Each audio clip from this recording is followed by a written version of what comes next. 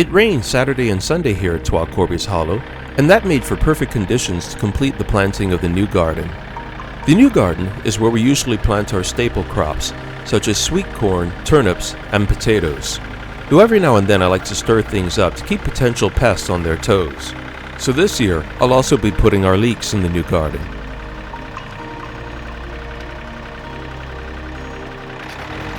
But with all the compost moved out to the garden and stirred into the soil, and the soil made smooth by tilling and raking, it's time now to divide up the garden into beds and rows.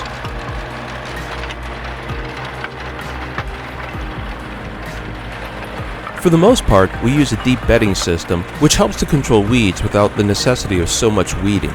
I'll go into this gardening strategy in a future episode. I dig out the boundaries of the garden right down to the rock below the soil. This helps deter the surrounding grasses and sedges from spreading into the garden by extending their root systems and cloning. As I do this, Daphne demarcates the position of each bed by simply using twigs and string, and then she does what I call the divider dance down the strings to mark what you might think of as trails over the soil.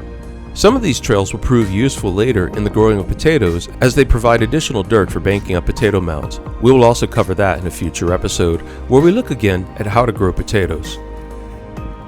Now, the day before I shot this video, I prepped our seed potatoes. And I'm going to give you a little tip that can save you some money if you buy seed potatoes. For reasons I have not really been able to come to understand, persons often believe that you need to plant a whole potato or perhaps a half a potato per hole, but that's just not the case. Potatoes grow from seed, and they grow from the eyes of the tubers. And typically when potatoes are cultivated, persons are growing them from their tuber eyes. But every single eye, even if it hasn't yet sprouted into the beginnings of a plant, will grow a potato if you divide the potato tuber. What the tuber does is provide food energy to help that eye get started. And it doesn't take much of the tuber to help an eye get started. As little as a couple cubic centimeters, or about half a cubic inch per eye, is plenty. Remember, the tuber's job in nature is actually to feed the eye while it grows into a new plant. Once the potato eyes are cut, I let them age for a day so they can scab over, which helps keep them from mildewing in the ground. A day later, it's time to head out to the garden and plant them. I always like to walk to the potato patch. It goes right under the apple trees, and they are in full bloom right now. By dividing the seed potatoes up so that every eye has a couple cubic centimeters of flesh behind it, I can thoroughly plant 2 40-foot long, 4-foot wide beds with a mere 3 pounds of potatoes. The planting procedure is simple and goes fast. In fact, I particularly like it. It reminds me of when I was a kid, growing up on my grandfather's farm, and he and I would walk over acres of ground after he plowed it, planting potatoes just the way you're going to see me do it now. Just take a pole or a stick with about a 2-inch diameter butt, here I'm just using the butt end of a shovel, and ram the pole at least 6 inches down into the ground. If it goes 2, 3, even 4 inches deeper, it's no big deal, and you really don't want the holes to be any shallower.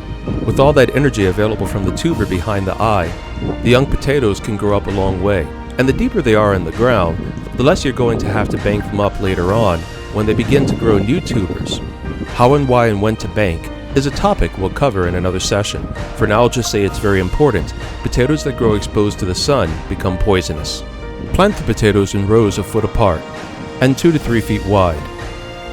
A couple months ago, we also looked at starting leeks in a tray. Now it's time to transplant them.